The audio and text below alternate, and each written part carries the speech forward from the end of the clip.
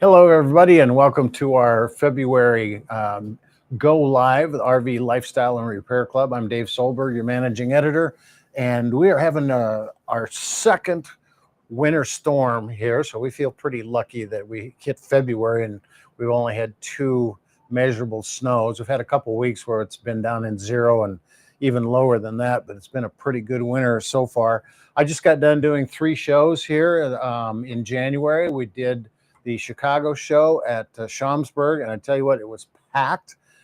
It was an absolute fantastic show. Lots of people in the seminars. Hopefully, some of you guys are here that were at the seminar. Then I went to Boston, and it was the first time RV Super Shows has taken these over, and Boston show was just slammed. I think they said they were up 40% in attendance. The seminars, I had 180 chairs in there. There were several seminars that was at least 75% full, if not more than that. And great questions, 4-day show. And then 2 weekends ago, it was Davenport, Iowa. And that was a new show. It was at the new Expo, I believe it is, in the actual Moline, but they called it Davenport. And that was a really good show for the first time in that area in many, many years. The dealers were selling like crazy. We had some pretty good attendance, so it was a lot of fun. I'm heading to Harrisburg in 2 weeks, actually a week from this weekend, 4-day show, and that has gotten to be a really big seminar. It's one of the biggest indoor shows in the country, and we're doing seminars all 4 days. Then we head to, I believe it's Bedford, New Hampshire, but the big one then I'm really looking forward is to Phoenix, Arizona. This is a new show that's set up. It's going to be one of the biggest outside shows on the West Coast. Hopefully we get to the point where it's about as big as the older California RV show. But so anyway, if anybody's in those areas, stop by, say hello, come to the seminars, and looking forward to seeing you. So we've got a couple questions that have come up here now, and I see we have Richard. Says, in previous videos, you talk about periodically running a generator under load. We have a 2019 Winnebago Outlook, and we always use shore power, so we never run the generator. In order to run it under load, would it be safe to run the generator and the air conditioner while driving?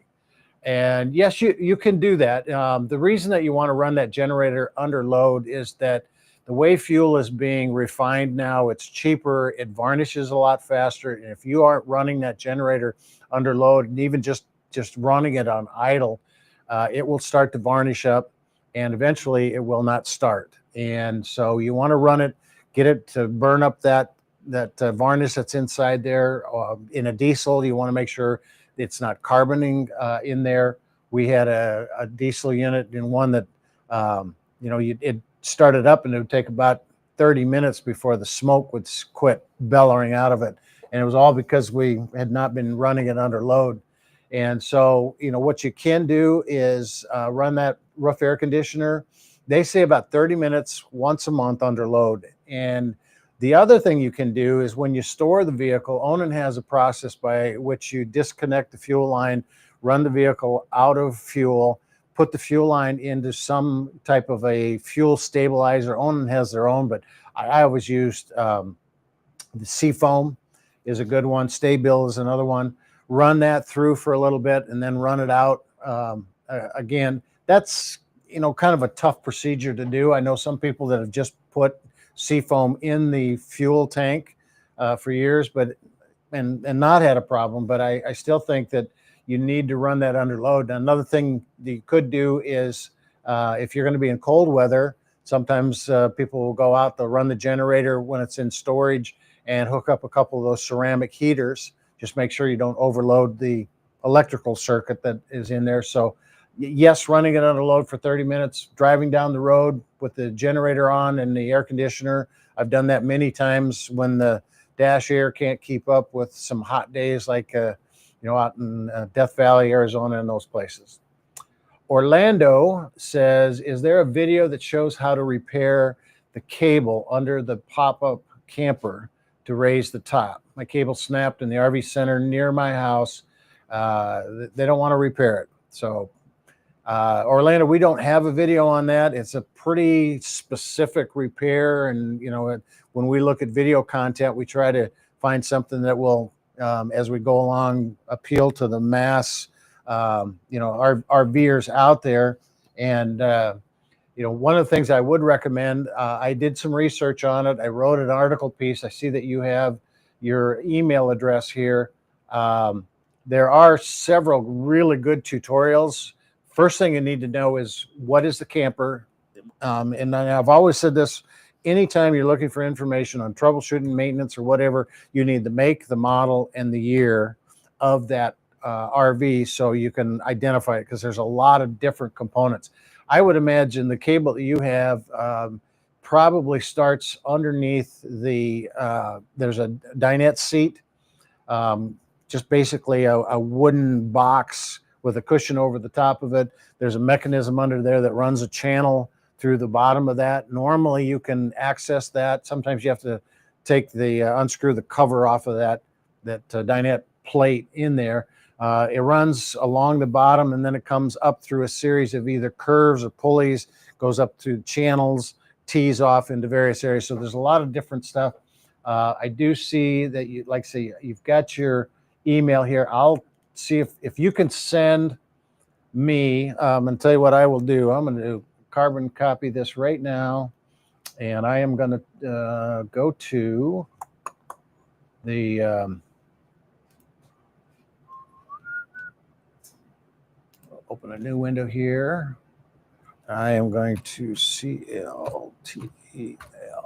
Oh, come on.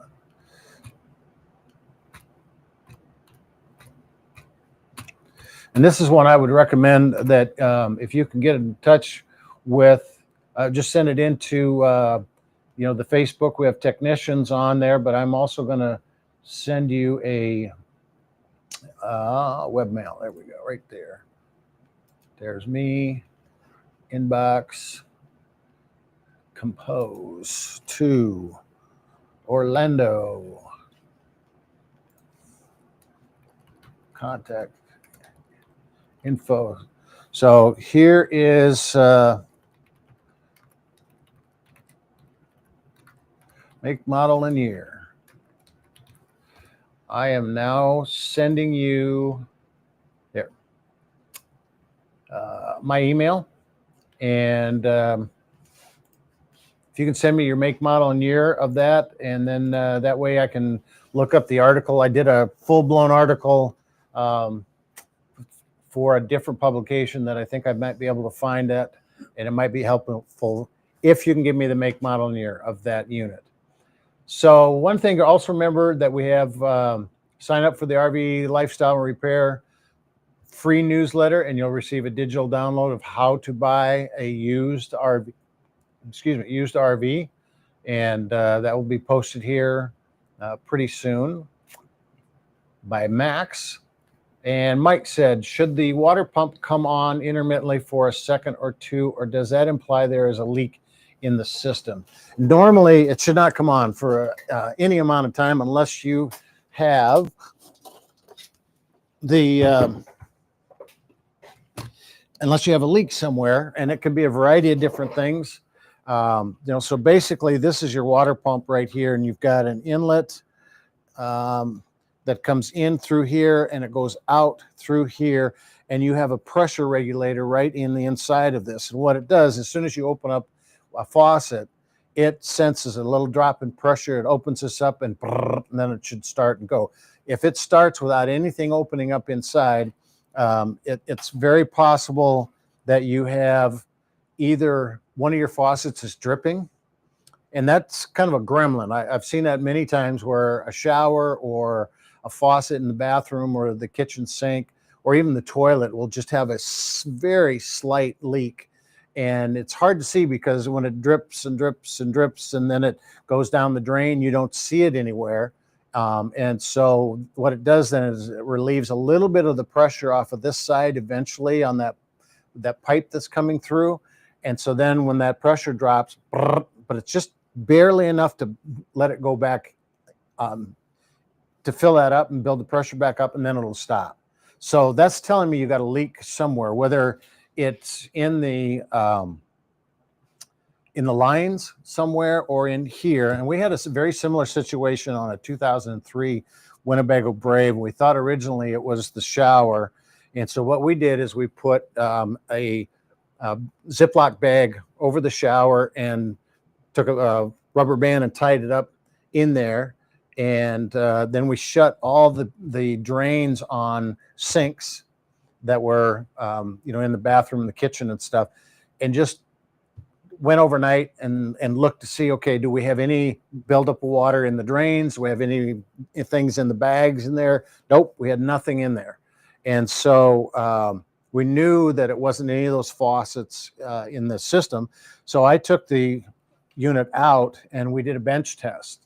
And we did it right down here. I think we actually got a live video on it at one point in content. But what we did is we put an incoming line here into a 5-gallon bucket of water, hooked this up to a 12-volt source, and then capped this side over here.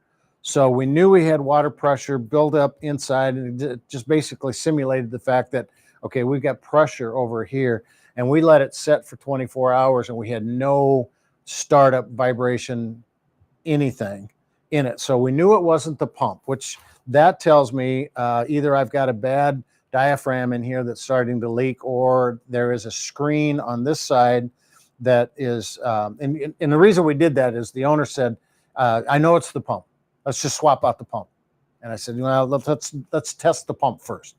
Nope. So there's a screen on this side normally that has a big bowl in it. You can get a crack in that, so you get a little bit of air, the diaphragm on the inside of this. So there's several things in here that could get just enough of a leak to give you that. So it's pretty easy to do. You don't even have to take this off. All you have to do is just disconnect the outgoing side, and you'll see it by the arrow right here on that. That says water flow is going to go this way. Just cap this, whether it's either right on the unit itself here or one of the lines coming up, and just pop in some kind of a wooden dowel or something and tighten it down, a bolt, whatever. Just make sure you have a good solid connection. That way you got pressure in here. And if it does then pump, then it's the pump.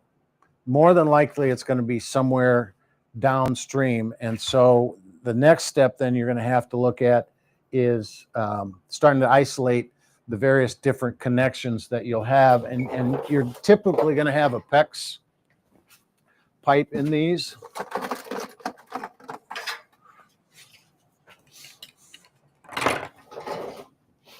And so your PEX is going to have, this happens to be a flare-it system. Some of them will use just basically a barbed style and then the pinch type of a clamp ring on it. Some will use a worm clamp in there. That makes it very difficult. So if you isolate, it's not the pump, it's not the faucets. What ended up being on our 2003 Winnebago Brave was the diverter valve switch. In that model, you hook up to city water fill, and when you've got the lever to city, it provides pressurized water, bypasses the pump, and gets everything in there. When you turn the valve to the other side, the fresh water, it will fill the fresh water tank up right from there. So I don't have to take it off city water fill, put it in the gravity feed. And what happened is that valve started to go bad, and it was leaking pressure back out, and then that would pump and just enough. So we replaced the valve, and sure enough, that fixed it. But if it's in one of the connections, that's, it's a long process finding out which connection it is. Now, one of the things you can do is this happens to be rescue tape. And, a lot of times what happens is that you get just enough of a loose connection that it doesn't leak water, but it pulls in air in that. And so this happens to be rescue tape. It's just a silicone tape. I can literally run it around the outlet here, or the connection, and you can see this one isn't real tight. So first thing I'd do, if I had the flare systems, I would come in with a pliers or a channel lock, tighten these up a little better. Check all the connections on your crimp style, and then maybe even just go in with this, wrap it around it, and see if that takes care of it. But that's the way you can hopefully identify some of that. So it's not normal. Here is, again, make sure you check out our guide on how to buy an RV. We've got the link right there on go.rvlifestyleandrepair.com, how to buy a used RV. Mike says, on the subject of generators, again, often when we use our generator and turn on the microwave and the generator dies after 20 seconds of being loaded. The dealer says we have gremlins causing extra load. If I turn off the house power and turn it back on, sometimes I get better results, but not often. How do I find the gremlins or get the dealer to find them? Well, I guess the first thing, Mike, I would look at is when you're running the generator, you have to make sure that you've got a good air filter. You've got and the air filter, I've always recommend owning air filters and owning oil filters, because what happens is you start getting some of these cheapies and they collapse and they don't get airflow. And normally what happens when you get an extra load, it's something that, okay, now I'm running it at full amp draw. And if I don't have everything that's perfect, you want to make sure you're full of oil, not overfilled. You want to make sure. I would replace the air filter with an Onan air filter. I would replace the oil and the oil filter with an Onan oil filter. I would also replace the fuel filter with an Onan fuel filter. And it's very possible that it's a varnish in the carburetor. So when it gets to the point where you turn something on and it's grabbing a load in there, then you're not getting the right mixture in that carburetor. And basically that one then is a carburetor cleaner. Now you could try running some Sta-Bil or Seafoam through the carburetor and see if that cleans it up and helps a little bit with it. But it really is something that I would, if the dealer says that, I would find a different dealer, because the first thing that they should be doing is they should be putting a meter on it and finding out what is the amp draw. If he says you got to find the gremlin and see what's causing the extra load, say, okay, where are we at? We're pulling, you've got a 30 amp circuit, I'm assuming. And so is it the air conditioner? If it's the air conditioner, then you can put a soft start RV in that, and that drops down the load, because an air conditioner, when it turns on, it's going to jump up to about 45 amps initially really fast and drop down. But that would do it almost every time that air conditioner cycled.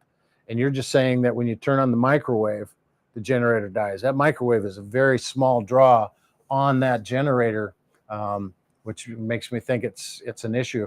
I would find a Cummins service center that is a little more specific to that. In fact, I might even suggest contacting Cummins. I think you said it was you didn't give the make of the model of the year.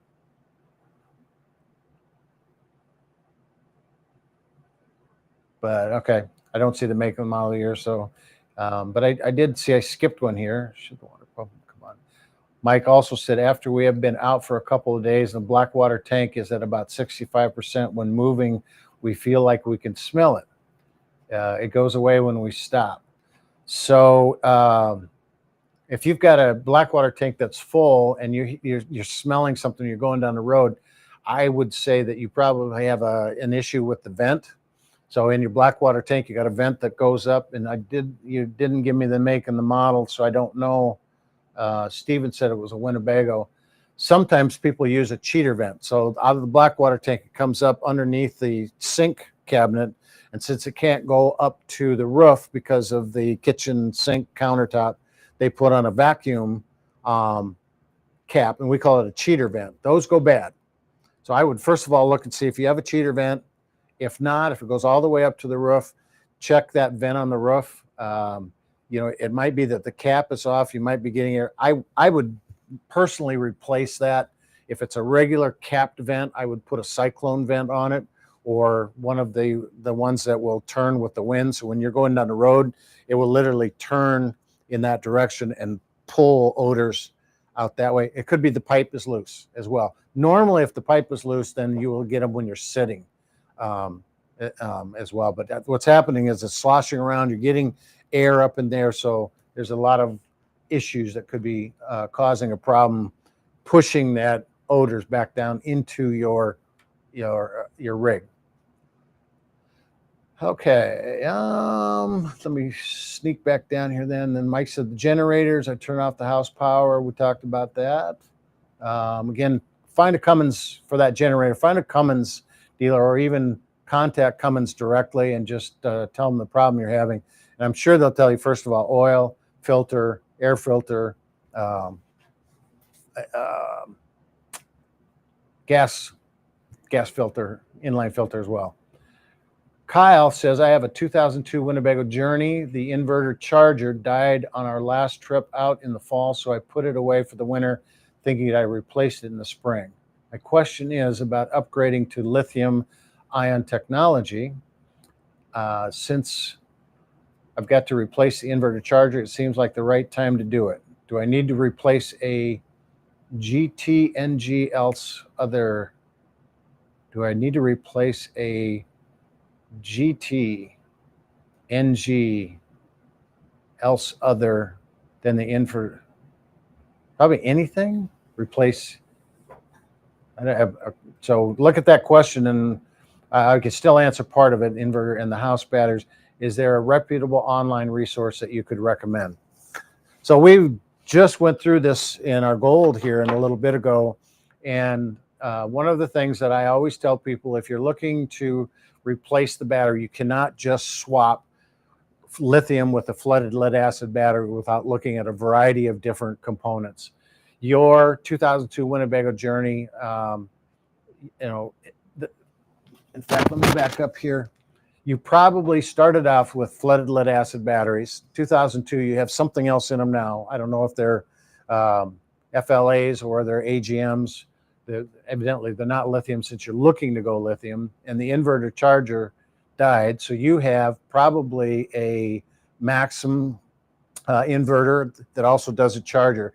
The challenge that you have with that one, since it died, you should be able with that unit to change the charging profile. Here is the issue with lithium batteries. Now, a typical flooded lead acid battery wants 13.6 volts until it reaches 13.2, and then it drops down, or until the battery reaches 12.6, and then it drops down to 13.2 as a maintenance or a float charge. Since you have an inverter charger, most likely that is a multi-stage charger, which means it does about 16 volts initially, which is bulk stage. And that's good for flooded lead acid because sulfur coats the plates when you drain it down, and that breaks up the sulfation, but it also makes gassing. The fluid level goes down, and then it goes to an equalizing charge, and then it goes to a float charge. That is not good for lithium batteries. A lot of your inverter chargers can be programmed to do different charge profiles, meaning AGMs want 14 volts. Certain batteries that Winnebago have want 13.8 for 8 hours and then down to 13.2. Lithium batteries want 14.6. There's some that are a little lighter than that, but you can see right here, maximum charge voltage, 14.6. And that is for 2 hours. And so what happens is with your multi-stage charger in your inverter, it's going to go 16. That's way too much for this. That doesn't want that. It wants 14.6 for 2 hours. But since your inverter charger has died, you're going to need to get a new inverter charger. And that means the newer model is going to be designed for lithium batteries. So that's good. I mean, so you can put lithium batteries in. The challenge with most of these, if you have a typical charger that does 13.6, it will only charge this battery about 60%. So you're wasting a lot of money, and you have to get a different charger, and it's a whole lot of stuff that goes into it. So the next thing to look at then is if you put it away for the winter, do I need to replace anything else? Since you have a 2002 Winnebago Journey DL, The next thing to look at is how far away is your converter, your inverter converter, from your batteries. So even if you get a good converter, we put a Progressive Dynamics model in a Thor a few years ago, which was designed for lithium, and we could actually program that through this little port here to do 14.6 constant for this battery. However, when we put it in, it would only give us 13.6. And when we checked with Dennis at Progressive, he asked how far away is the battery from the converter. Well, the converter was in the bedroom. The battery was in a compartment clear up towards the front, almost 30 feet away. And so we get voltage drop with a 10 gauge wire. He said we need to go up to at least 4 gauge. So how far away is your converter from your battery? And you might have to change the gauge wiring to that, or even what we did is we moved the batteries into under the bed, since there's no gassing. That also protected them in the wintertime. So if he did any cold weather camping, because these don't like to be charged below freezing unless they have a heater incorporated into it or a heat pad, which Expion uses in there. So the things you have to look at, you also, I'm sure, have a solar panel on the top of your rig. Most of the Journeys came with a 100-watt panel, which is not going to be a whole lot to add to it, but that's where you want make sure you have a charge controller for the solar panel. And if you have a lithium battery with a BMS, which is a battery management system, it's a computer that will help regulate and make sure you don't get overcharging and you get equalizing on all the cells and everything. The other thing I ask people is when they look at putting in lithium batteries, how often are you going to dry camp? We just had the situation with the Winnebago View. The guy had 2 Napa batteries in it, normally really good batteries, but they were 10 years old, flooded lead acid. He started doing some boondocking with harvest hosts, didn't get overnight much at all. And so he said, let's just put in lithium. I said, well, how often do you dry camp? He said, well, I'm going to do harvest host, and how long? He said, I'm going to do harvest host, probably overnight, 2 days maybe 3 at the most, 2 nights, 3 days, 2 nights. I said, well, you start paying $1,000 for lithium batteries, and then he would have to go with a new charger. Well, you're already going to have to do that. But, if you're not going to be doing a lot of dry camping, going lithium really is going to be a waste of money. I would look at AGMs. We ended up putting Renogy in his, which was a 200 amp hour bank. It was one solid one, fit right in his compartment. He has not used it yet since it's winter here in Iowa. So it is in storage, but looking forward to seeing how that works for him next spring. And so that's the other question, is how often are you going to be dry camping just to throw $1,000 lithium batteries in? You really need to look at your amp hours, your usage, your power usage, and your charge profile. I would recommend going to Go Power. gpelectric.com has a solar sizing worksheet. And if you go into the tabs at the top and just see solar sizing worksheet, it is a sheet that basically gives you the components inside, because that's the whole thing, is how long are you going to dry camp? What are you going to use? How many amp hours do you need? So whether you go lithium or not, you have to do that step first. So your 2002 Winnebago Journey, I'm pretty sure, has an absorption refrigerator, so you can run that off of LP. You don't want to run it off the 120 volt through an inverter, because that is going to drain those batteries in a heartbeat. Even if you had lithium batteries, you're only probably going to get, maybe an overnight. Mike Sokol did a test on a residential refrigerator with a 100 amp hour lithium battery, which you can drain 100% at 70 degrees. That residential refrigerator only lasted 10 hours. So you barely get overnight. If you go with 2 lithium batteries, that's $2,000, and you'll get, maybe an entire day out of that thing. And the hotter the ambient temperature, the more it's going to cycle, the less you're going to get out of it. So you have to go through gpelectric.com, look at those components, what you're going to use, it's not a perfect science, because how often am I going to have the lights on? How many lights am I going to have on? How much is the water heater going to run? There's all these variables that come into play with that. I would think that using your absorption refrigerator is not going to take much, but are you going to use the heater? That furnace motor and fan is going to draw pretty quickly on it. It's 10 to 12 amps. And so, by going through that process, though, and then on the next page, they have recommended kits. So it says if you have a Class A motorhome and you want to go 1 to 3 days dry camping, you're going to need about 200 amp hours of lithium power, because you can go 100% with that, or 400 amp hours of an AGM, because you can only go 50%. And then it'll tell you what you need for solar panels as well. But knowing your power requirements is the first step, deciding, you know what, if I'm only going to go overnight or 2 nights, and I'm just going to be using, 75 amp hours a day, because I'm not running all this stuff, and I can get 200 amp hours of lithium or AGM batteries and probably be able to go 2 days. So that's the journey that, hey, you've got a journey. That's the journey you're going to have to take, is finding your amp hours. Bill then says, when running an onboard generator, does it run power to the battery bank? I am not use of the battery conditions or water levels, so in turn I don't want to harm the batteries. I'm not use. Anyway, okay.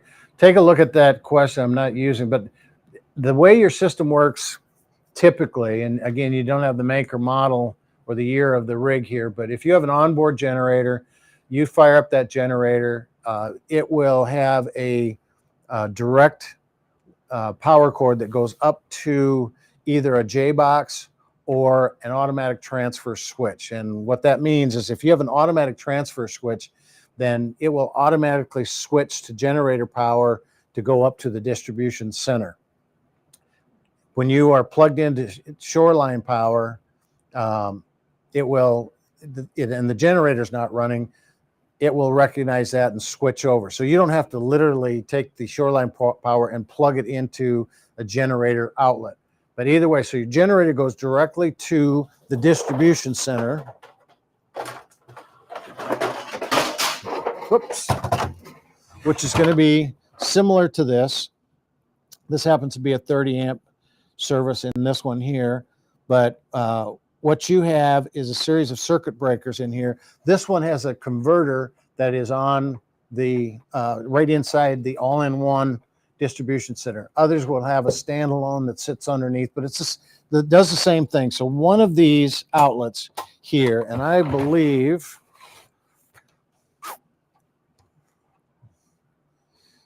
okay, and these are just dummy. They are not hooked. Okay, they are not hooked up. So you should be able to tell. You should have inside, it will say, these are your main breakers for your 30 amp service. This is normally the 20 amp is going to be for an air conditioner. This would be for a rear air conditioner. 15 amps are going to be for outlets, and 1 will be for your converter. And it will say CONV or inverter, converter / whatever you have. That goes directly to your converter that's either here or in here. So when you're running your generator, you get power that comes in here just like you would if you had shoreline power connected to it. That then runs to your converter or your inverter as long as your circuit breaker is on and your ATS switch is working. And so what I would recommend doing is just taking a multimeter like this, and you put it to the DC side at 12 volts DC. And then when your multimeter craps out because the batteries are dead, and do I have a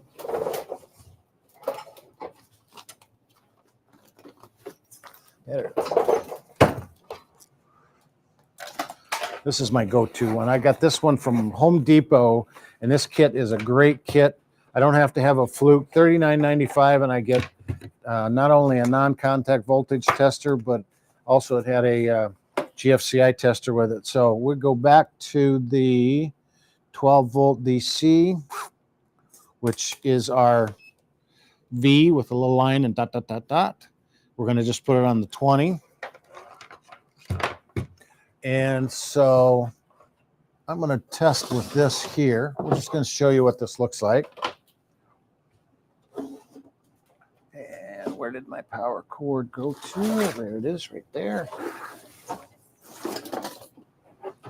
Okay. So when I plug this in, here's what happens.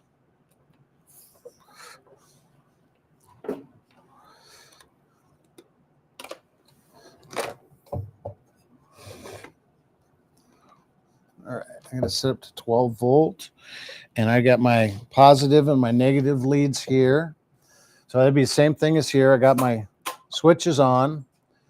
I get power then coming to my converter, whether it's either one of these. This then goes to the batteries. So, and I don't have an on-off switch here with this one, but is that better? All right. So when I take and go to my battery, I'm going to pull this little wires nest apart.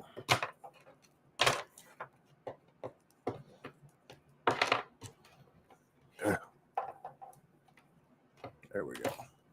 Come on.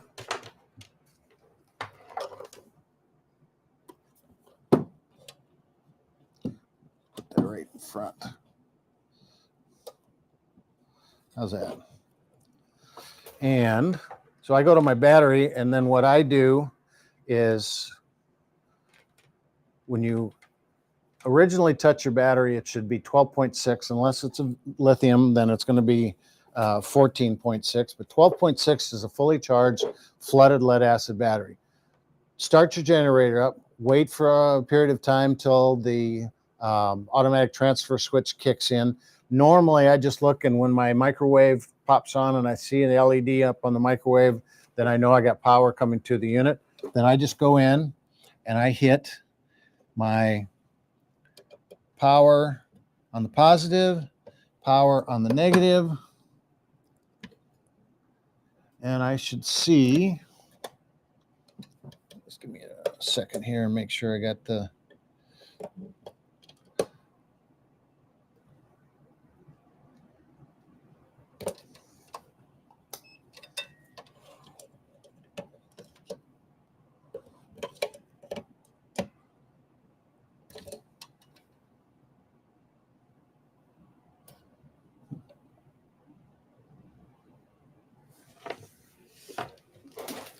what am I doing wrong?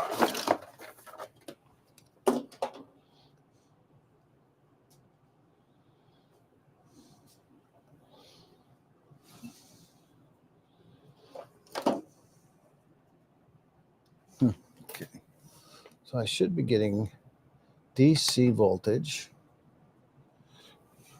That is turned on. What color light do I have? I have no light. All right, why am I not getting power? So then I check.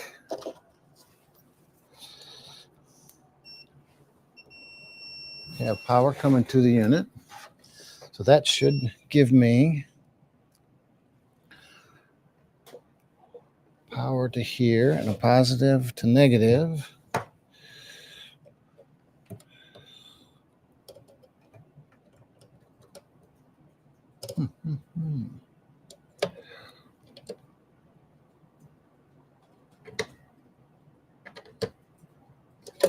For some reason, my converter is not working.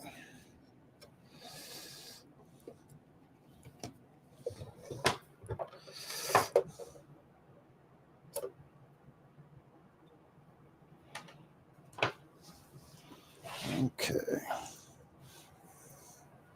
Do not have a light coming in, so what am I? Constant voltage.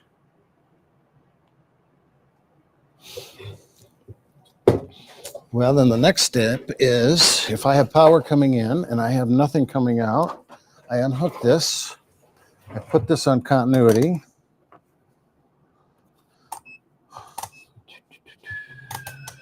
go.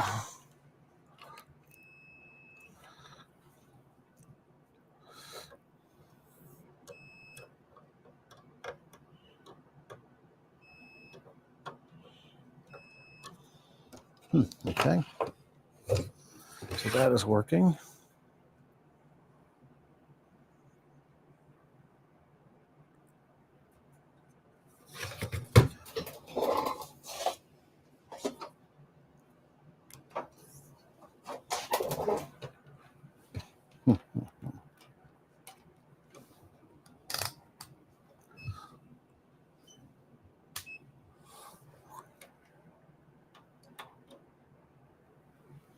There we go. Okay. So this unit here, you actually look at it, you got to go inside the lugs. So instead of through the top. So here, we're going to go back. Now we plug it in. We go to our battery and we boom and we boom and we see that we have 13.75. So this converter right now is set up for flooded lead acid batteries, and it's 13.75 till the battery gets to 12.6. And since we don't have a battery hooked up, it's saying, oh, we got a dead battery. So it's going to stay at 13.75 until that battery gets up there. So that's what you can do to test that. Is like I say, test your battery to start with. It should be 12.6. Then turn the generator on, wait until that ATM switch transferred, or you plug in the shoreline power, and that way you can see that your battery is being charged. And if your battery is at 12.6, this should drop down to 13.2, which is a maintenance charge. The battery won't accept the charge from there, and it'll just flatline and stay that way all the time. So, question with the typo. Max thinks that it's supposed to say, I'm not sure. Okay. I do not need to replace. Okay. There was a couple with typos. I'm not use is. What? My cable snapped. It was a while back, he said, where it says, I think I'm not use is probably I'm not sure. Okay. I think we covered that though. And Okay. Yep. All right. Okay. I am not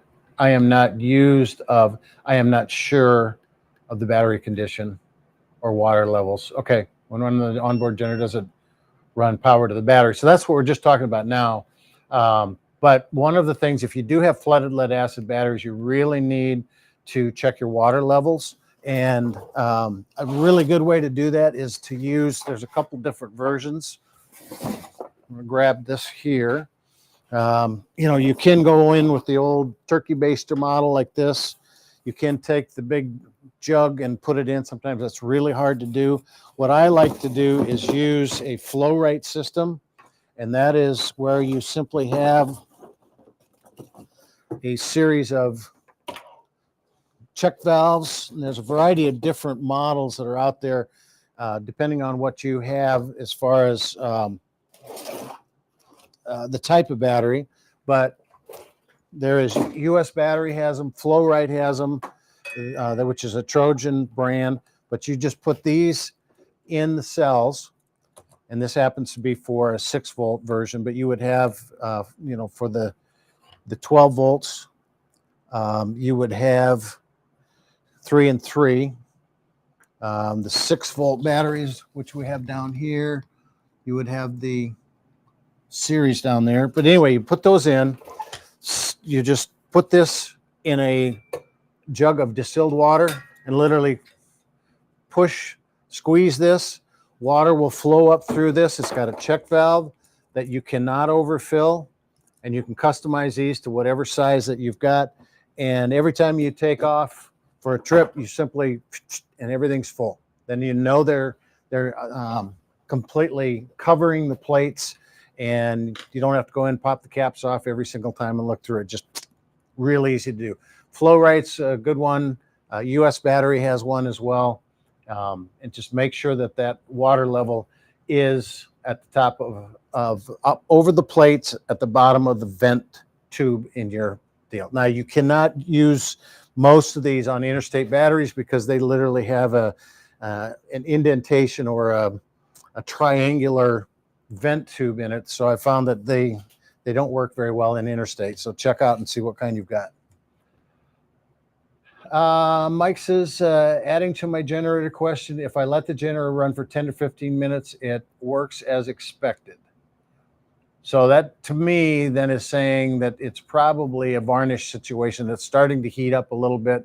So if he runs for 5 to 10 minutes and then you're starting, I would definitely try running some Seafoam, Stabil, or the Onan fuel stabilizer through it and just see if you can't clean that up. And Mike says he's got a 2024 Integra Ethos 20T with a Cummins generator. So, okay. Orlando says, I have the information you requested. It is a StarCraft 2008 model 2100. And the serial number is not important, but as long as I know the make, model, and year, that's fine. And I'll do some research and see if I can find that and see if we can't get something that's at least close to that. Problem with a lot of these pop-up trailers is that they've been bought and sold so many times over the years, especially in 2008. We had 2010, the industry pretty much shut down. We had several different COVID prior to COVID, then COVID exploded, and it was just yeah. So anyway, next one says, Kyle says, yeah, that was supposed to be anything else other than. And do I need to replace anything else other than? That's what. So I had to go back up. Thank you, Kyle. Don't forget to check out our guide on how to buy a used RV. How to buy a new used RV. I would say, and I just want to put this out here, the number one thing that I can recommend when looking to buy a used RV, get it inspected. Water leaks are the worst thing. By the time you see a water leak, it's usually too late. So you want somebody that knows how to look for those. The roof air conditioner needs to be tightened once a year. Otherwise, the gasket loosens up. Water can get into that. There are, anybody that's gone through the RVTI, which is RVIA's Technical Training Institute, got a level 1 certificate, is qualified to do a inspection of the unit. There is a inspection academy down in Texas that they've got a network all over the country. I personally recommend the RVTI if possible. The RV Inspectors Academy, and they call it the National Recreation Vehicle Inspection Academy. And they're all over the country. It is a great step in the right direction. I think that definitely get it inspected. Mike Tucker, we just talked about that. And Bill says the RV is a Rexall 2003 35 footer. Bill had the generator, wondering about the battery bank. I do think that has a automatic transfer switch, which is an ATS. And Richard says, thanks for all the great advice. With your help, we also found the source of our mysterious water leak. It was a defective pressure regulator that allowed the pressure to increase overnight to the point where some of the fittings could not handle it. So defective pressure regulator, which most likely is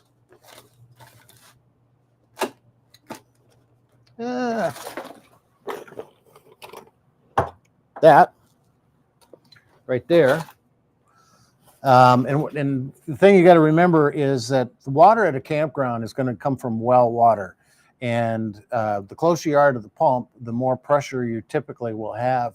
Now, my folks went to Arkansas, plugged into my brother's garage and hooked up to the outside faucet, came out, and the unit was flooded.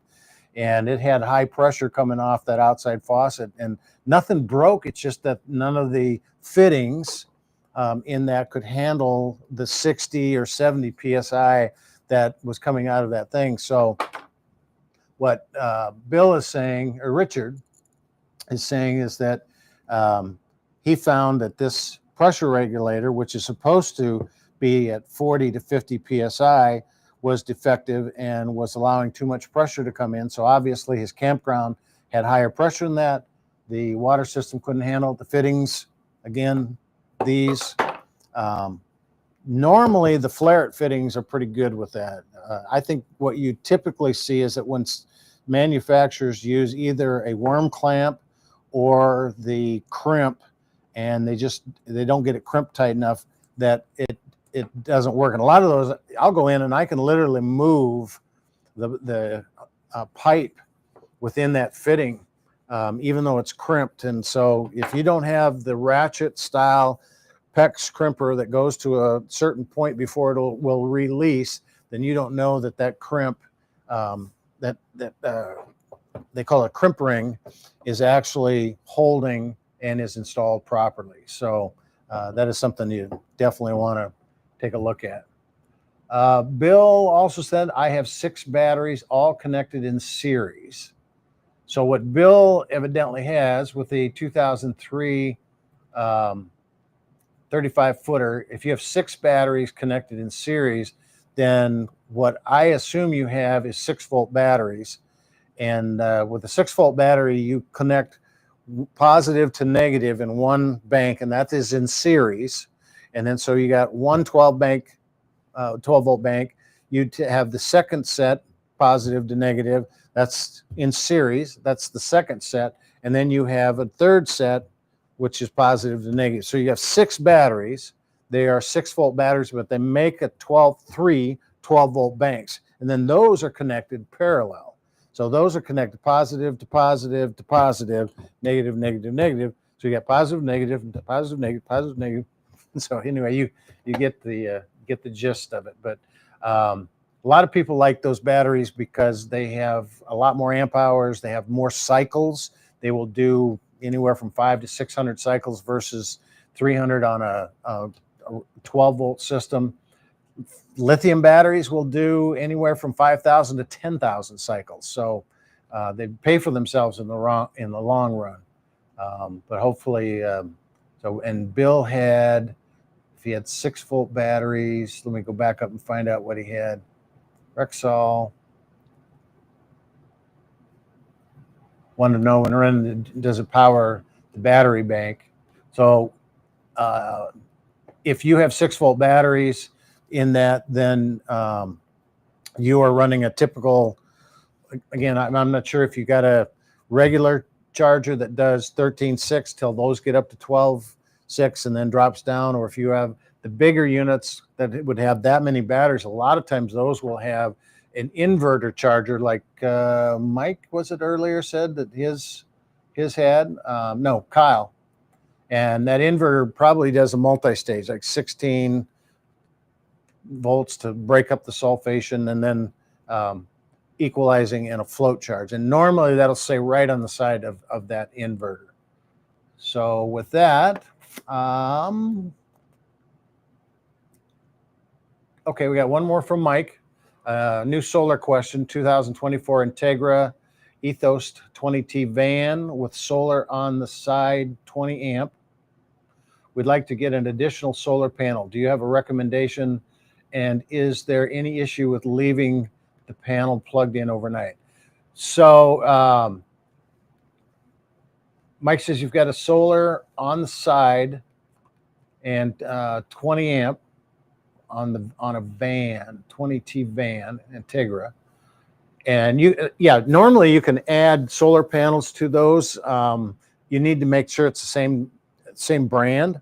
I know that Zamp Solar is typically wired opposite of other ones that are out in the market. I am a very big fan of Go Power.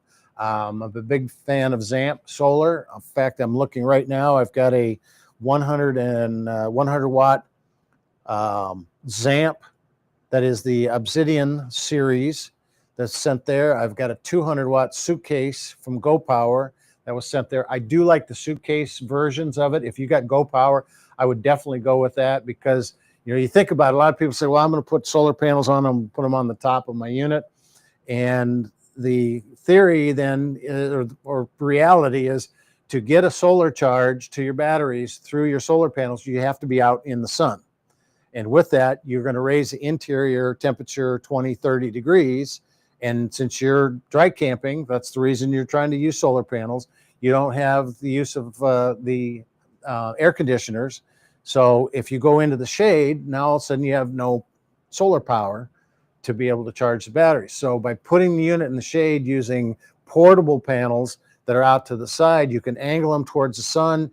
You've got a much more charging profile, so you can angle them early in the morning. You get early morning sun versus on the top where it almost takes till about 10, 11 o'clock to get that sun with the angle in it.